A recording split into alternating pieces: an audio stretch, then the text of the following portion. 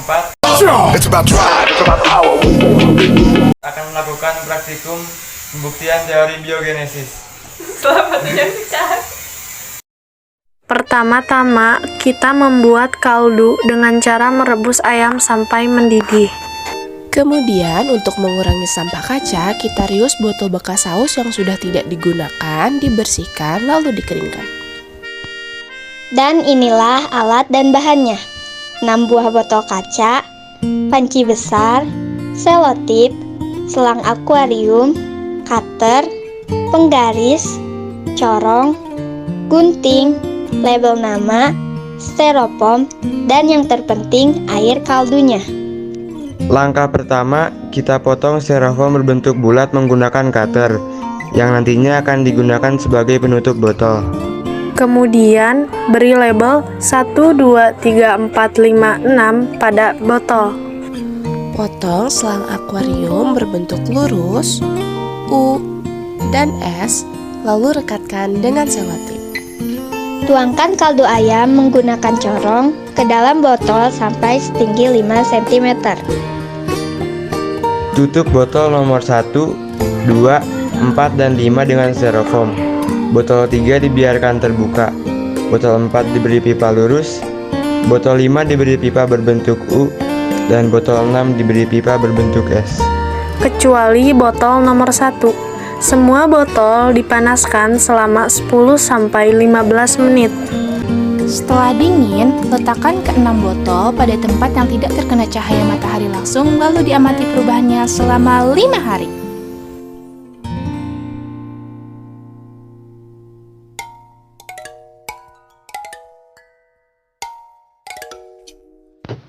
Hari pertama pengamatan. Belum terlihat adanya perubahan pada air kaldu di botol nomor 1. Sama halnya dengan botol nomor 2 yang masih terlihat jernih seperti awal diletakkan. Terlihat kotoran yang ikut masuk saat proses penuangan berkumpul di bagian paling atas pada botol 3. Pada botol nomor 4 belum terlihat adanya perubahan. Di botol nomor 5, minyak dari air kaldu naik di atas air. Terakhir, pada botol nomor 6 juga belum terlihat adanya perubahan. Hari kedua pengamatan. Terjadi penggumpalan air kaldu pada seluruh botol. Pada botol nomor 1, penggumpalan air kaldu terlihat paling signifikan. Di botol nomor 2, penggumpalan hanya terjadi pada bagian atas.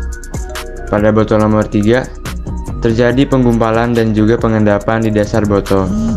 Airnya juga terlihat lebih keruh dibandingkan botol lainnya. Pada botol nomor 4, pengendapan di dasar botol lebih terlihat dibandingkan penggumpalan di atas botol. Botol 5 dan nomor 6 pun sama. Hari ketiga pengamatan. Pada botol nomor 1, air terlihat sangat keruh dan terlihat putih-putih pada dinding-dinding botol. Botol nomor 2 juga sama, tetapi airnya tidak sekeruh pada botol nomor 1. Botol nomor 3 sudah tercium adanya aroma busuk sehingga dapat terlihat ada serangga kecil yang mulai masuk. Pada botol nomor 4 juga terlihat ada serangga kecil yang berhasil masuk. Di botol nomor 5, air terlihat sangat keruh dan putih-putih pada dinding botol dapat terlihat dengan jelas. Dan botol nomor 6 pun kurang lebih sama dengan botol nomor 5. Hari keempat pengamatan. Mulai terlihat pertumbuhan mikroorganisme pada air kaldu di beberapa botol. Pada botol nomor 1, bau busuk sudah mulai tercium dan terlihat adanya belatung kecil walaupun tidak banyak. Pada botol nomor 2, hanya terlihat terjadinya pengerakan air kaldu pada bagian atas botol. Di botol nomor 3, air kaldu tercium sangat busuk dan terlihat banyaknya belatung-belatung kecil. Pada botol nomor 4 juga mengeluarkan aroma busuk yang mengundang lebih banyak serangga untuk masuk dan dapat dilihat adanya belatung kecil. Pada botol nomor 5 terlihat serangga-serangga kecil terperangkap di dalam pipa dan di bagian penutup botol sebelum masuk ke dalam air kaldu. Tidak berbeda jauh dengan botol nomor 5, pada botol nomor 6 pun serangga-serangga kecil terperangkap di dalam pipa dan penutup botol, namun ada beberapa yang lolos masuk ke dalam air kaldu. Hari kelima percobaan. Pada botol nomor 1, mikroorganisme yang berasal dari kaldu akan tetap tumbuh karena air kaldunya tidak dipanaskan, sehingga mikroorganismenya tidak mati karena tidak adanya proses pemanasan. Pada botol nomor 1 juga ditutup rapat dengan styrofoam, sehingga mikroorganisme dari luar tidak bisa masuk ke dalam. Jadi, mikroorganisme yang tumbuh hanya yang berasal dari air kaldu, bukan berasal dari luar.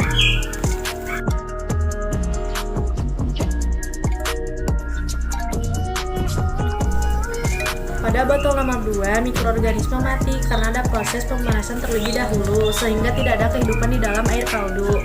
Pada botol nomor 2 juga ditutup rapat dengan styrofoam, sehingga mikroorganisme dari luar tidak bisa masuk ke dalamnya. Hal ini menyebabkan air kaldu pada botol nomor 2 lebih jernih dan lebih kuning dibanding kelima botol lainnya.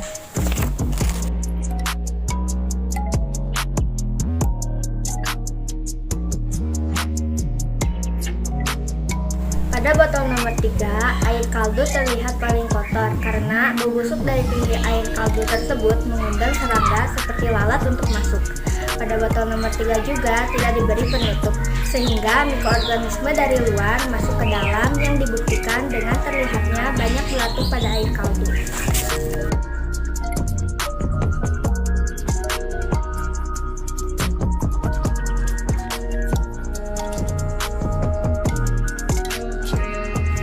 Selanjutnya pada botol nomor 4 yang tertutup styrofoam dan diberi pipa lurus. Masih terlihat adanya belatung karena udara tetap masuk melalui pipa lurus sehingga air kaldu terinfeksi oleh mikroorganisme dari luar.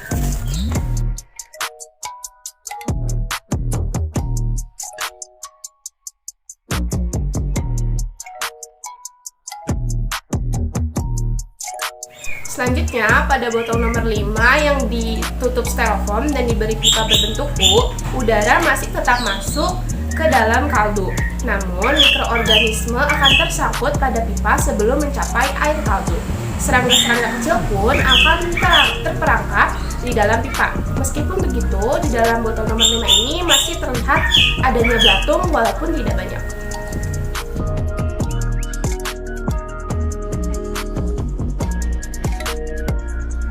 Sama halnya dengan botol nomor 5, pada botol nomor 6 yang tertutup styrofoam dan diberi pipa berbentuk S, udara masih dapat masuk, namun mikroorganisme dari luar akan terperangkap pada pipa sebelum sampai pada air kaldu.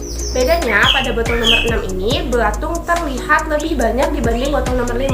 Hal ini diduga karena mikroorganisme dalam kaldu belum sepenuhnya hilang atau mati saat kaldu dipanaskan. Hal ini disebabkan posisi botol 6 saat proses pemanasan yang berada di pinggir dan kurang terkena panas dari api.